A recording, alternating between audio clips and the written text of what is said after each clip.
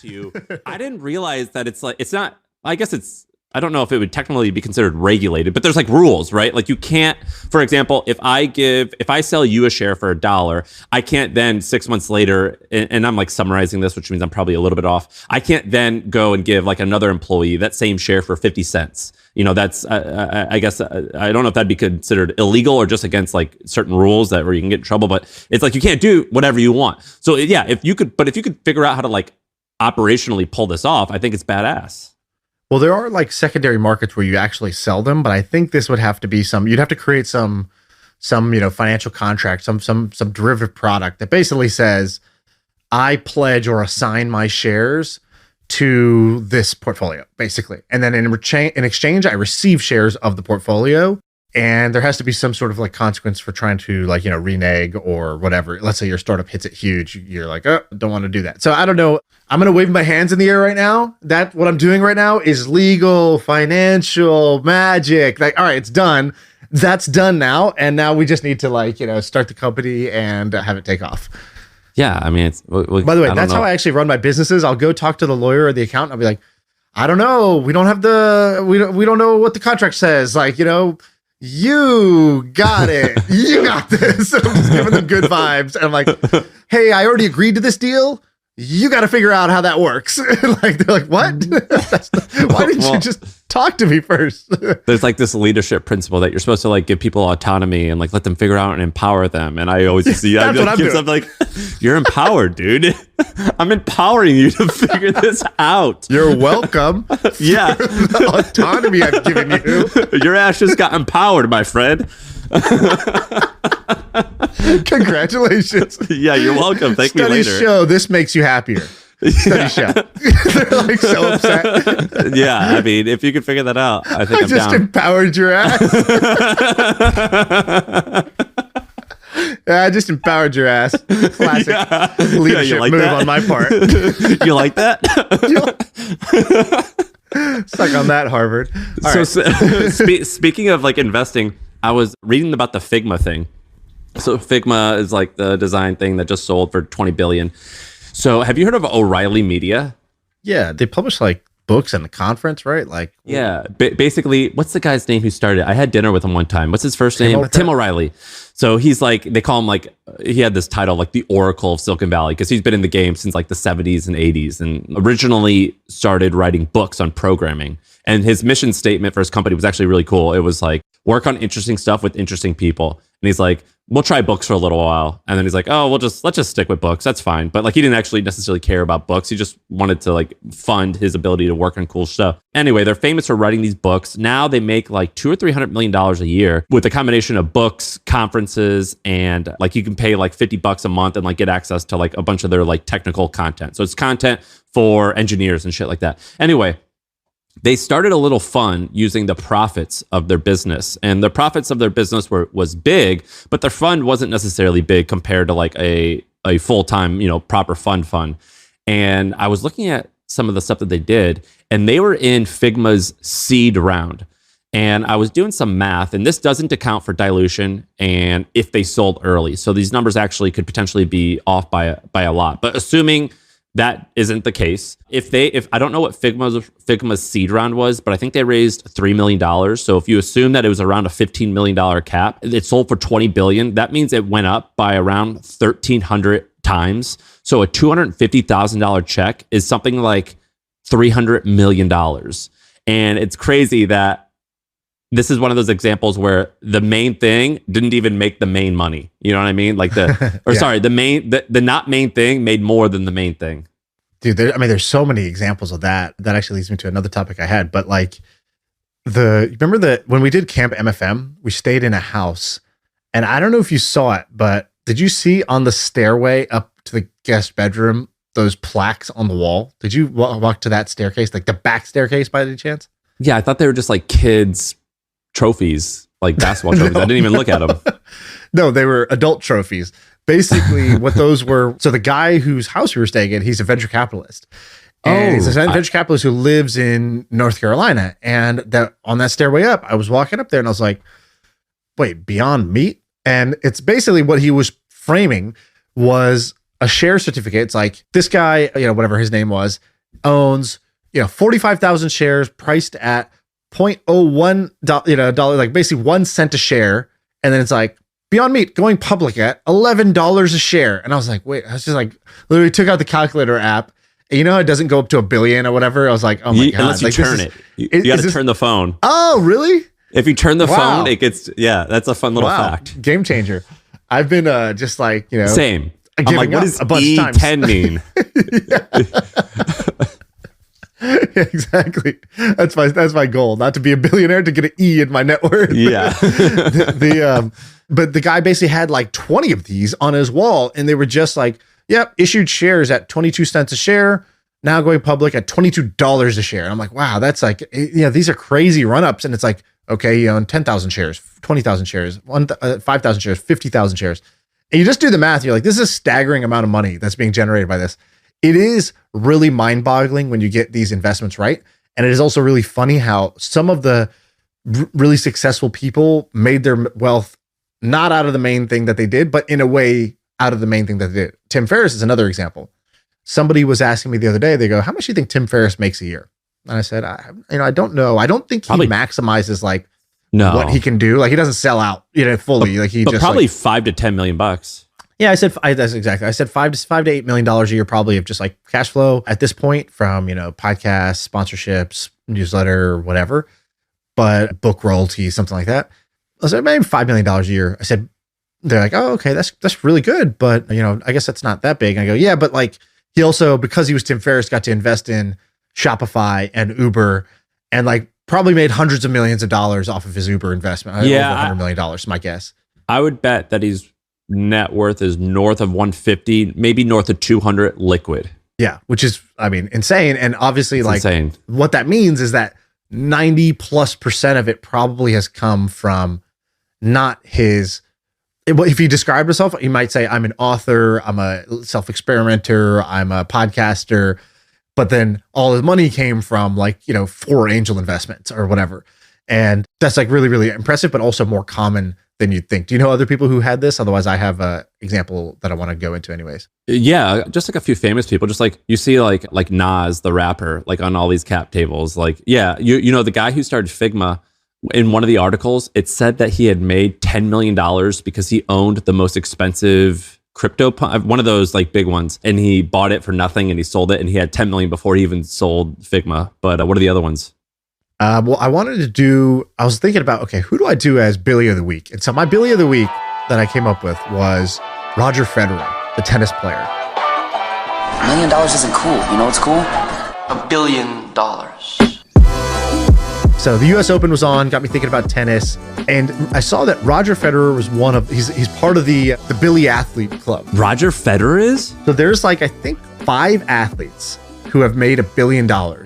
Tiger Woods, Floyd Mayweather, LeBron James, Ronaldo, and I think Michael Jordan, maybe Messi. So that might be 6. I think it's 5. And now Federer is in that club. So did you give him like a $300 million bump though, because he married Brooklyn Decker? No, that's not even included. That's just bonus points. So how does this work? So he has the same thing where, okay, he's had a great career, right? Considered, I think, the GOAT in terms of tennis players. So he's the greatest tennis player of all time, but less than basically 90% of his money came not from winning tennis tournaments. So he's made $130-ish million from official prize money from tournaments, and he's got 20 Grand Slam wins, but most of the money he makes is off the court. So just for example, is he retired? Yeah. So Roger Federer, who just announced literally yesterday that he's retiring, in his last year, he made 300,000 of prize money, but 90 million from sponsorships off the court, which is kind of insane. But his story is kind of cool. And when I was studying these different athletes, I'm actually going to do a whole episode that's just a deep dive on each of these athletes, the moves that they made that made this happen. So one of Federer's big moves was that early on, he was not getting paid jack shit. Even when he was the best player, they would pay like Andy Roddick more because they're like, oh, Andy Roddick, he's American. America's a bigger market. Federer's Swiss. The Swiss market, that's a tiny population. He's kind of this clean cut, sort of boring guy. He doesn't have this big personality. And even though he's really good, he's not as marketable. He's not as sellable. And this is what they used to tell him. So he was getting very small, Nike was paying Andy Roddick more than they were paying Roger Federer, even though by the Federer way, was not ranked number 1. That's the guy who married Brooklyn Decker. Oh yeah, Andy Roddick. That's right. Damn, missed that one. So anyway, he's making like very little money from Nike. Then he carries on and he goes and he gets to a $10 million a year deal with Nike. And it's sort of like, well, you made it, you should be happy. You got this $10 million a year deal. You're set. Your family's set, whatever. But he made two decisions, really one decision led to two things that made him an extra $600 million. And here's what those two were. So the first is his contract with Nike is coming up. And the expectation is that he's going to just renew with Nike. And he goes to Nike, he says, hey. This is now or then? This is back then.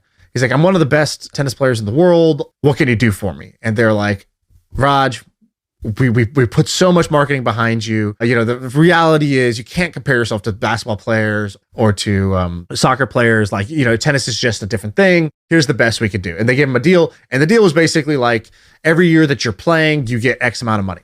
And something similar to what he was making right then. But he decides, you know what? I'm going to pause here. I'm not just going to take this deal. I'm going to go shop around a little bit more and see what I can do. And then Uniqlo comes at him with this crazy offer. And so Uniqlo, who's not even in the like sports apparel game really, but they kind of had this like tennis vibe. They're trying to come to the West. And so Uniqlo comes at him and they offer him a 10-year deal worth $300 million that pays him even when he retires. He signs this deal knowing that he will retire during this deal and he's going to get paid $30 million a year doing this. He goes back to Nike. He tells Nike, hey guys, I got this offer. Can you also give me an offer like this? It doesn't even have to be as much. And they're like, no, we'll throw in this, like, here's that extra free t-shirt, but no, you're not getting a new deal.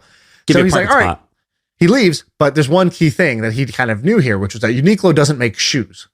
And so he signs the Uniqlo deal. He starts wearing Uniqlo, but he's still wearing Nike shoes. And they ask him at the press conference, they're like, Roger, I noticed you're still wearing your Nikes. Like, are you allowed to do? He's like, oh yeah, I don't have a deal with them. I'm shopping around. Let's see what's out there for me. It's exciting. I want to see what's out there. And so for 3 years, he keeps wearing Nikes essentially for free because he's just playing in them. He doesn't have a shoe deal. And then finally he does a shoe deal with the brand called On Running, which I'm guessing about On, the running brand. They're also they're another brand. Swiss company. Yeah. They've kind of taken the world by storm. And what's funny is they were one of our advertisers when we first started.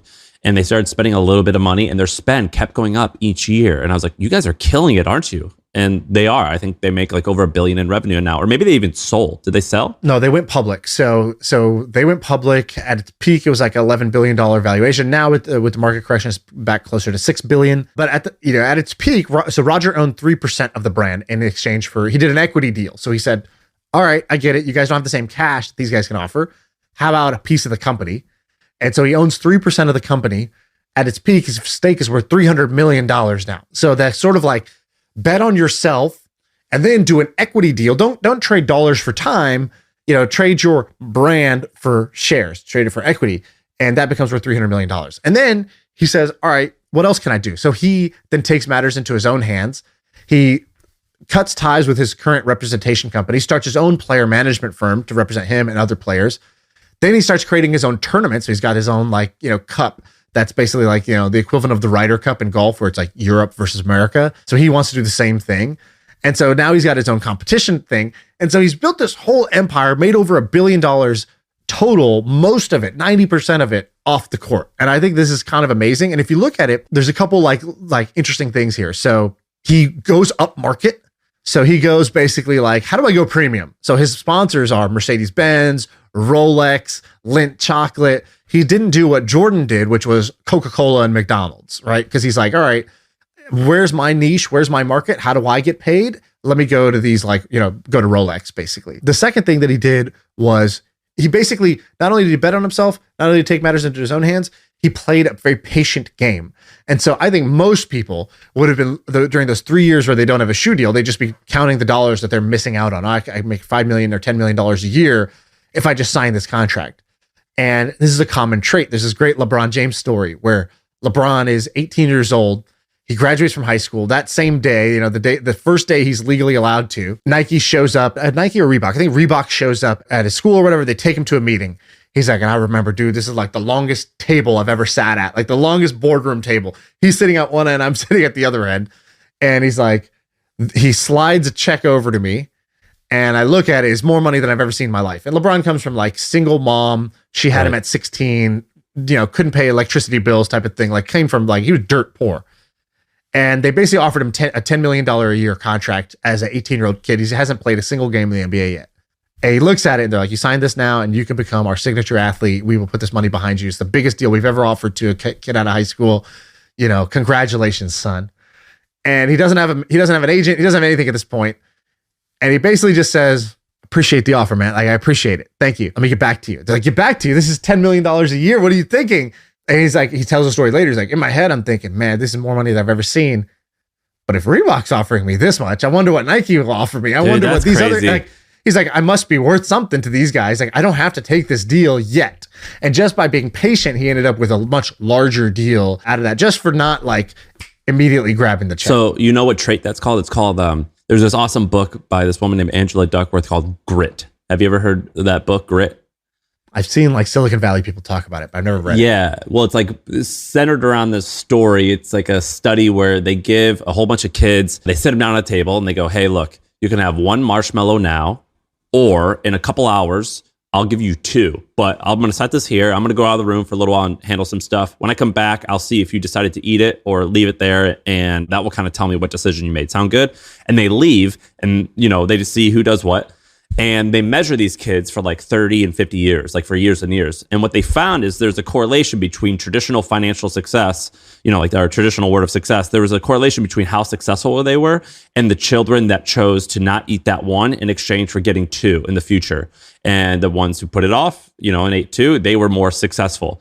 And what you've explained to me is like the perfect, like real world, but rare example of grit, where it's like, no, I'm willing to like not do this thing now in exchange for a better alternative potentially in the future. And right. That's delayed gratification. Yes. Delayed gratification. And that's like the best way to describe that. I'm a marshmallow eater, dude. Like, Same. I would have been that first, I would have had it in my mouth while they're explaining the instructions. Like, what? There's another one coming? Well, I always got like frustrated when I talked about like, I told you this, when they talked about Warren Buffett and Jeff Bezos talking about patience and having fun. I'm like, dog, you're way too old. Go have fun now. Like there is no long term, man. Your long term is like Bezos now. He's like, he's rushing, Sig Ep over there. He's turning into a frat boy. He's like, he wants to be single, do roids, drink beers on a boat. And it's like, all right, that's cool, but like, not as cool when you're, how old is Jeff Bezos? Not as cool when you're 57 as it was when you were, I don't know, man. It looks like 19. It works. It looks like it looks like it's working for him. Let me tell you about this thing I read right before we started. So basically today, they're going to announce the Fed, what their rate raise is going to be. Yeah, we're going to learn how much money we've lost today. Great. Yes. And I don't know anything about that type of stuff, so I'm not going to pretend I do. But I read this interesting article and it was about JP Morgan. JP Morgan's this like, amazing bank that's supposed to know what they're talking about. And I was reading about what their predictions were. And they had this like day of scenario where they're like, here's like the three options, or here's the three possible outcomes. And, they raised the rate by this much, and this much. And here's our prediction on what's going to happen. And they weren't like being funny. They weren't being funny. They weren't trying to be like silly or anything. But I'm going to tell you the range of the three options. So option one was, I'll just say like, so what's going to happen is if they raise it by 0.75, if it's a full percentage point raise, we're going to have a 5% drop in the market. Or if it's a 0.75% raise, we're going to have one of the best days on record for the S&P 500. So that's basically this, like the most, like one of the most prestigious banks on earth with thousands of people studying this. They say it's either going to be the best day ever or a 5% drop, which is not quite the worst day ever, but it's a really bad day. And it just goes to prove that even the quote experts, they don't know shit. We're all just floating on this rock trying to figure it out. I saw this and I was like, wait, are you kidding me? Is this a serious prediction? It's going to be one of the best days ever or one of the worst days ever or something in between. That's basically what the prediction is. It reminds me of those people where you're like, all right, so, what do you think of the chances that it happens? They're like, it's a 50-50, man. It's either going to happen or it's not going to happen. It's like, no, just because there's only two options doesn't make it a 50-50. Like, it's either going to be or it's not going to be. It's not 50-50. And then like tomorrow the same analyst is going to be like, well, I saw that going one of two ways, but I did not expect it going that other way. Yeah. And the funny thing is, it's like they released like an 82-page report, and it just like, I don't know, man. At the end, it just trails off. But who the hell knows, though, really? It should say like NM, nothing much, you. That's just what the whole report should be, because that's basically what they just said. Like, what's your opinion? Nothing much, you. I thought that was ridiculous. So I was reading about all these hedge funds, and I'm like, oh, these guys are smart. But turns out, like, when I was reading about these hedge funds, these guys are smart, but they're like kind of lucky. Like, they like just make a bunch of guesses. Turns out they're hedged funds. Yeah. Did this guy? All right, so this is a hedged opinion, by the way. This is the most hedged opinion I've ever seen in my life. It's like one time I was playing roulette and I was so down on my luck at the casino. By the time I get to the roulette table, that means I got bored of poker. Then I lost money in 5 minutes playing blackjack. And then I had like an absolute roller coaster at the craps table. And now roulette is my like come down. My gambling addicts out there will know what I'm talking about. And then at some point I'm like, just betting wrong every time. Like, what are the odds of me being wrong on red or black 12 times in a row? And then I'm just betting both red and black just to feel a little bit of a win. And it's like, just hoping a green doesn't show up. But basically, like, there's a tweet that I saw that goes, yeah, I never realized my whole net worth was dependent on an interest rate. Like, and it's so true. It's like, dude, until this year, did you know what the FOMC committee was? No. Did you know that like your entire net worth was dependent on 0.75 or 1% interest rate hikes? Like, where the fuck did this come from? And why did it turn out that they could just the interest rate could just ragdoll my net worth?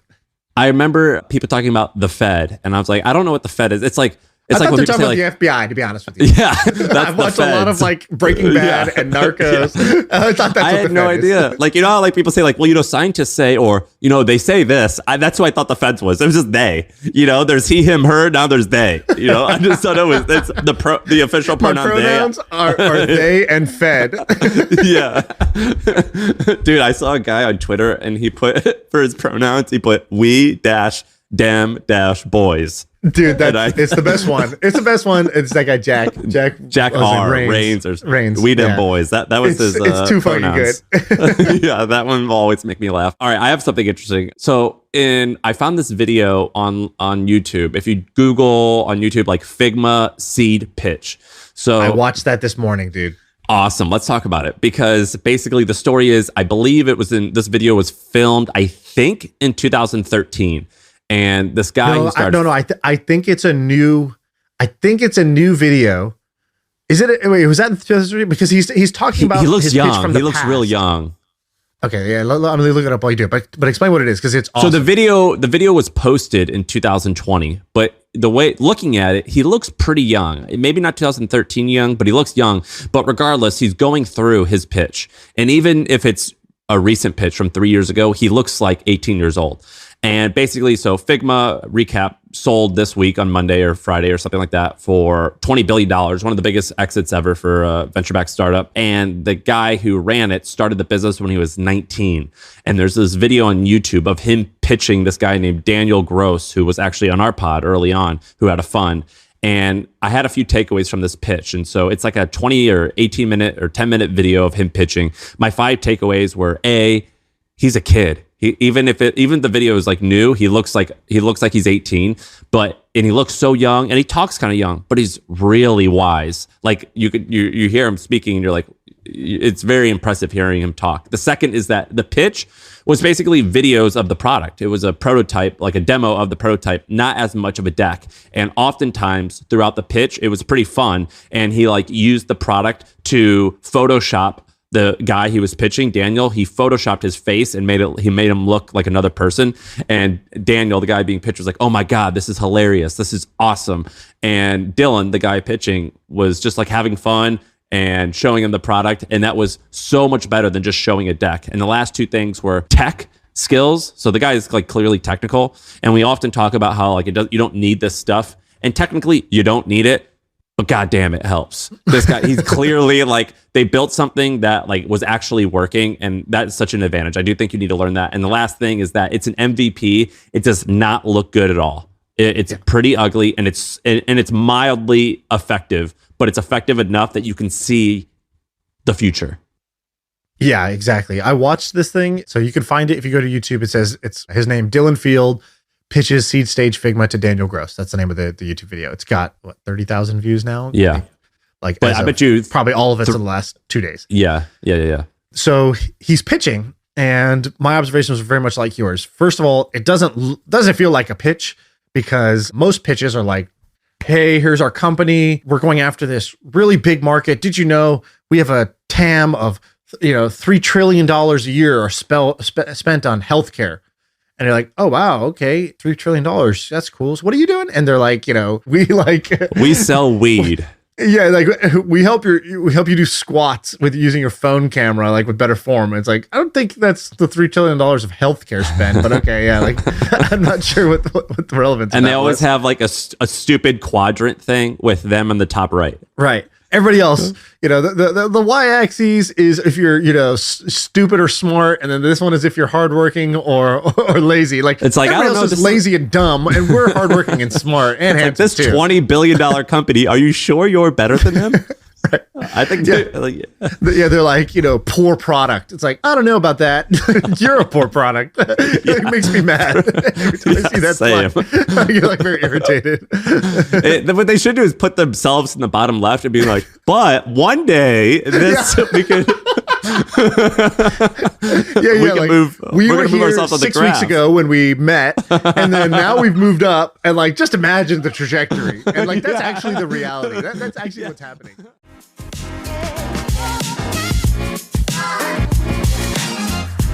Thank you.